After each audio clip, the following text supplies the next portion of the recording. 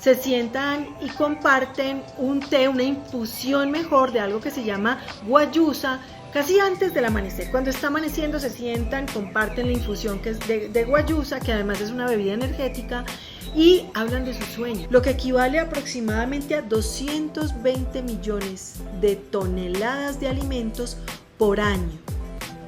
Y hay gente con hambre. Vamos a ir a una plaza, la Plaza de la Concordia, y ahí seleccionar productos, entender la lógica de la compra del mercado.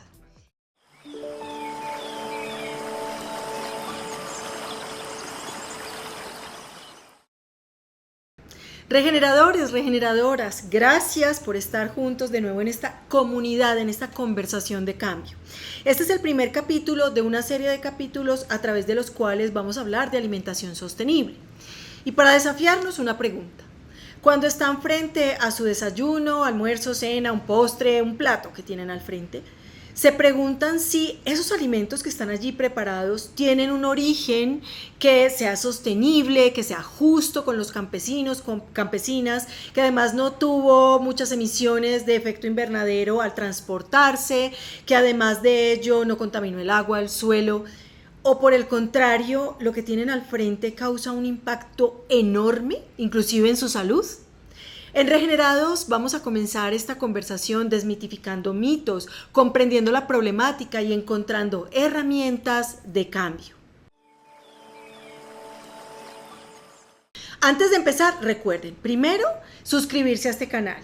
Segundo, darle like al contenido, guardarlo porque eventualmente va a ser un material de consulta, compartirlo con otros y comentar porque esta es una comunidad que crece en conversación. Comentar significa hacer nuevas preguntas, contarnos cuáles han sido sus desafíos para una alimentación más sostenible. Aquí vamos juntos descubriendo también oportunidades de mejora, de cambio, de transformación, aprendemos del fracaso. Igualmente, la campanita es fundamental porque les va a avisar, les va a notificar de nuevos contenidos, de nuevos videos, y algo que es clave, seguirnos en nuestras redes porque a través de ellas vamos a estar también generando conversaciones, resolviendo preguntas y respuestas.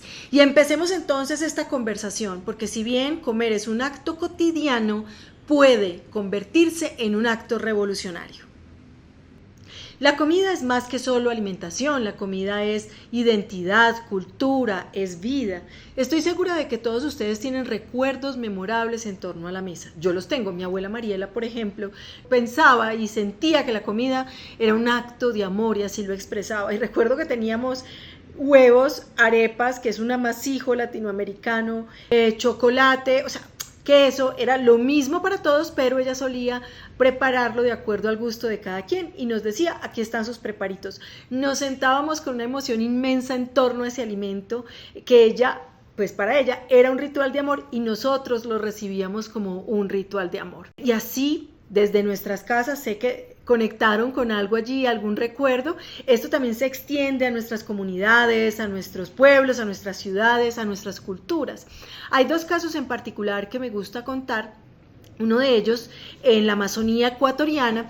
Este pueblo Quichua tiene una práctica ancestral muy particular y es que al momento de levantarse en la mañana se sientan y comparten un té, una infusión mejor de algo que se llama guayusa, casi antes del amanecer. Cuando está amaneciendo se sientan, comparten la infusión que es de guayusa, que además es una bebida energética, y hablan de sus sueños.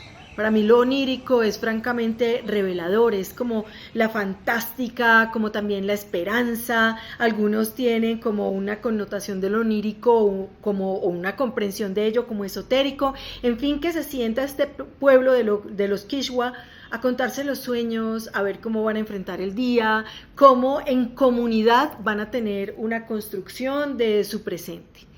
Hay otro ejemplo que también de una práctica frente a los alimentos que es bastante común, que es esta cocción en piedras calientes debajo de la tierra, pero en particular el pampacú en Bolivia se liga como un ritual en el cual los nutrientes, el alimento, vuelve a la Pachamama, que es finalmente la fuente de la vida. Entonces esa conexión del alimento con la Pachamama, con la madre tierra, francamente me ha parecido algo muy inspirador. En ese vínculo ritual, tal vez no nos hemos preguntado algo más allá. Es decir, yo en mi casa hay algo todas las mañanas que pues se acostumbra y es, creo que para la mayoría de los latinoamericanos es común, y es ese momento del primer café. Y ese momento del primer café, que además es una bebida energizante, que hace que nos saludemos, nos encontremos, seamos gratos en ese primer momento del día. No sé qué tanto nos preguntamos ese café, de dónde viene, cómo fue cultivado, si tuvo de nuevo como un pago justo con los cultivadores, no viene de una importación que implicó unas gases de efecto invernadero significativos. Y yo creo que tenemos la oportunidad, si queremos un estilo de vida resignificado, de cambiar las preguntas frente a esos momentos clave que tenemos de conexión con los alimentos. Hay que reconocer que nosotros, en este lugar, que otra vez, bienvenidos a mi casa, bienvenidos y bienvenidas a mi casa, desde este lugar de lo íntimo implican que tomemos conciencia y nos reconectemos con los alimentos como una forma también de contribuir a la acción contra el cambio climático. Y allí, en esa renovada conexión, reconocer que este sistema, y por eso estamos hablando de los alimentos, de este sistema agroalimentario tiene un impacto muy importante en los gases de efecto invernadero. Entonces, si lo podemos poner en una síntesis, algo muy complejo, voy a tratar de ponerlo de manera sintética.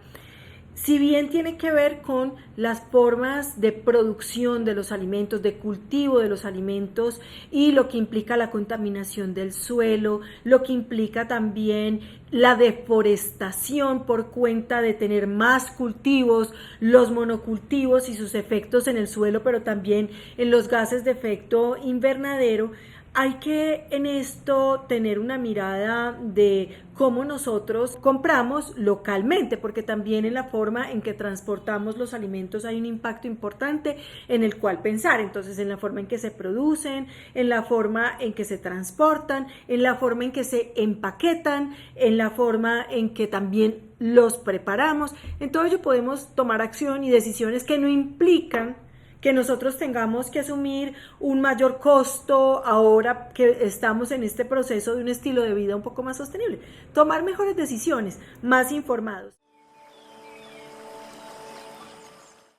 ¿Qué impacto tiene entonces lo que comemos en nuestro planeta? Hasta hace poco yo no sabía que 1/3 de los gases de efecto invernadero eran producidos por este sistema agroalimentario. Cada plato nuestro implica contaminación del agua, del suelo, pérdida de biodiversidad, gases de efecto invernadero, entre otras. Pero la buena noticia es que podemos tomar acción. Aquí, en Regenerados, cada golondrina hace verano. Por eso estamos juntos en un optimismo que yo considero un optimismo necesario, no hay otra salida, y que además le da un sentido, un propósito a nuestra existencia distinto de consumir, casi que es trabajar toda la semana para el sábado ir al supermercado o el sábado tener algo de descanso y seguir consumiendo con frenesí, produciendo con frenesí. Es cambiar un poco, resignificar nuestro estilo de vida. Y para entender cómo podemos transformarlo hay que comprender la problemática, porque eso nos permitirá tomar acción. En la medida en que nosotros problematizamos, podemos entonces saber por qué y cómo tomar acción. He tratado de tomar decisiones un poco más conscientes. De hecho, ahora que lo pienso, una de las más desafiantes frente a mi alimentación fue dejar el salmón que amaba, me fascina su sabor, pero pues fui consciente que el salmón no se produce, sino que se importa de Chile o se importa de Noruega, y esto implicaba gases de efecto invernadero por la importación, pero además de eso dejar de consumir una pesca local, que es para mí muy importante, apoyar a nuestras comunidades locales, y pues ahora que hago una reflexión, dejé el salmón. Entonces, ¿cómo hacer ese cambio si eventualmente la frustración consiste en, bueno, entonces, ¿cómo será que esto me va a costar más? ¿Va a dejar de ser gustoso porque conectamos esto de comer sosteniblemente y saludablemente incluso, porque esto se conecta, es bien interesante, con que ya no va a ser una comida gustosa? De hecho, en ciertos entornos, a mí ya tengo resistencia frente a esto, o sea, ya no me afecta, pero en ciertos entornos es, ay, viene esta que es tan aburrida, siempre está diciendo que no quiere A, B, C, D, y sí, soy la aburrida que come saludable, que come sostenible, es mi opción de vida, y eso también hace parte de tener un estilo de vida sostenible. Van a encontrar resistencias, pero frente a esas resistencias, alternativas de ser coherentes con eso que ustedes consideran que es realmente impactante. Aquí hay personas que en esta reflexión inclusive deciden convertirse en veganos, es decir, la carne en efecto tiene un impacto sustancial en esas sumas y restas del gases de efecto invernadero. Cuando hablo de carne de res mayoritariamente y de los demás productos de origen animal, lamentablemente. Pero en Latinoamérica no somos los grandes consumidores en comparación con el norte global. Necesitamos, eso sí, por ejemplo, con esto ya vamos a ahondar uno a uno, pero para ponerles un ejemplo de decisiones complejas, podemos tomar decisiones de una vez a la semana o 2 veces a la semana como máximo, pero sobre todo tratar de identificar de dónde proviene esa carne que ustedes están consumiendo. Hubo un caso hace algunos años en donde carne que estaba puesta en grandes superficies, o sea, estos grandes almacenes que uno considera confiable, provenía de la deforestación del Chiribiquete, que es un territorio para nosotros en el planeta considerado por Naciones Unidas como uno de esos territorios que se deben salvaguardar en la humanidad. Son estos grandes tesoros de la humanidad y encuentran que, y todavía hay una deforestación allí rampante que es criminal profundamente, que hay carne que proviene de esos territorios de cuenta de la deforestación, ganadería extensiva que deforesta inclusive territorios que son todo un tesoro para la humanidad. Entonces hay que saber de dónde viene la carne que nos estamos comiendo. No es sencillo, porque uno llega a una carnicería y pregunta, bueno, ¿de dónde viene esta carne? Y no sé si la respuesta, yo he hecho el experimento y la respuesta no es tan clara, te empiezan a mirar, digamos, como con desconfianza, pero tratar de hacer una investigación, el solo hecho de preguntar empieza a cambiar la mentalidad en las personas que te están vendiendo. Entonces seguramente ese carnicero, esa carnicera, esa persona que está atendiendo ese lugar donde ustedes pueden encontrar estos productos, estos alimentos de origen animal, ya tiene una pregunta nueva que antes no tenía. Y seguramente si tiene, digamos, una conciencia que va creciendo en torno a la sostenibilidad, ya va a empezar a mirar la trazabilidad o va a mirar entre dónde viene esa carne que yo voy a vender. Entonces el cambio sí se produce con preguntas renovadas y con cambios en los hábitos, y esas preguntas renovadas va a hacer que ustedes tomen decisiones distintas. Hay también iniciativas muy inspiradoras. Por ejemplo, algo que se llama Veganuary. Veganuary ya está a nivel global. Veganuary, lo que hace esta organización global es que invita a las personas a adoptar una alimentación basada en plantas en un mes al año. Entonces, durante, no sé, enero, podemos empezar una vez, o sea, una semana al año. Piensen ustedes alimentarse, que además es excelente para la salud, es vigorizante, es desintoxicante, por eso les decía que tiene que ver mucho sostenibilidad con salud. Bueno, y no solamente importa lo que comemos, sino lo que dejamos en el plato. Este es otro cambio que recientemente he incorporado a mi vida. Me ha costado comerme lo que hay en el plato. Esto no significa comer de más, sino servirme justo lo que me quiero y puedo comer. Y bueno, si quiero un poco más, está muy bien poner algo más en el plato después, pero el desperdicio es una vergüenza y el desperdicio es gigante. Solamente en Estados Unidos, anualmente, casi el 40% de los alimentos producidos no se consumen. Y en Europa, la cantidad de comida que se desperdicia es equivalente a toda la producción anual de alimentos en África. Esto es una vergüenza porque hay hambre.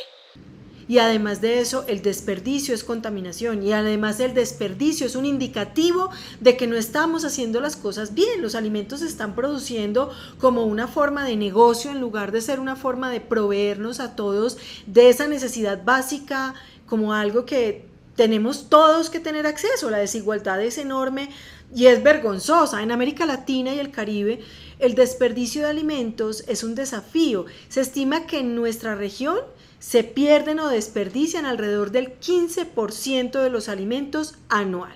40% en Norteamérica, en Europa el equivalente a la producción anual de alimentos en África, y en Latinoamérica y el Caribe el 15% de nuestros alimentos, lo que equivale aproximadamente a 220 millones de toneladas de alimentos por año. Y hay gente con hambre.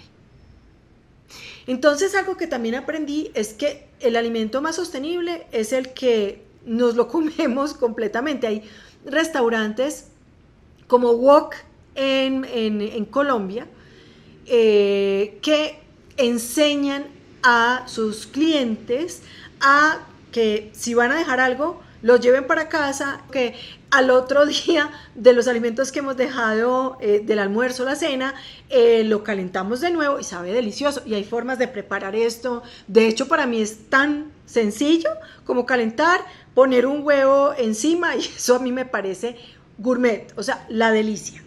No dejar sobras. Es una vergüenza. Y estas neveras a reventar con productos que se pierden porque su fecha de caducidad se vence, es una vergüenza. Es pensar en acumular alimentos cuando hay personas que no están comiendo siquiera al día. O sea, hay desnutrición, hay hambre en el planeta, hay que comer lo justo, en justas cantidades. Bueno, y a esto quiero agregar algo más. O sea, el desperdicio de los alimentos no es solo un problema ambiental y moral, es también un problema financiero. 218 millones de dólares en alimentos se pierden cada año en Estados Unidos. Y lo peor es que cuando la comida se descompone sin oxígeno en los vertederos, genera metano, un gas que calienta el planeta 25 veces más que el CO2. Un kilo de desperdicio orgánico equivale a quemar 1,3 litros de gasolina. O sea, es bastante grave esto del desperdicio, y ahí también es tan sencillo ahí tomar acción en serio. Cómase lo que tiene en el plato, no desperdicie, compre lo justo. Otra vez estoy hablando de economías. La gente que nos dice, ser sostenibles es un asunto de generar más gastos, eventualmente sí en algún momento, pero las primeras decisiones les van inclusive a mejorar su bolsillo y la salud. En la segunda parte de esta entrega, lo que haremos juntos es ir de compras. Vamos a ir a una plaza, la Plaza de la Concordia, y ahí seleccionar productos, entender la lógica de la compra del mercado. Los invito a darle like a este contenido, a suscribirse al canal, a también seguirnos en nuestras redes. Recuerden que esto es una comunidad de regeneradores, regeneradoras, así que sus comentarios permitirán que evolucionemos en esta conversación. Nos vemos pronto.